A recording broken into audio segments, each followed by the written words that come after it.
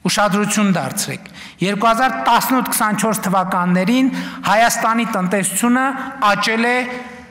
իրական աճի մասին է խոսքը 43.5%-ով։ Ինչպես վերը նշեցի, այս ողջ գործընթացի զուգահեռ բյուջեին բերելով լրացուցիչ 4.2 միլիարդ դոլար եկամուտ, ապահովելով մեր երկրի կայունությունն ու անկախությունը, մեծացնելով մեր երկրի ինքնիշխանությունն ու ինքնիրույնությունը, ապահովելով եւ երաշխավորելով երկրի ինքնիշխանության ամենանվազագույն ատրիբուտներ, օրինակ, որ Հայաստան մուտք գործող եւ Հայաստանից դուրս եկող քաղաքացիները անձնագրային հսկողություն անցնեն միայն ու միայն Հայաստանի Հանրապետության սահմանապահ զորքերի զինծառայողների կողմից։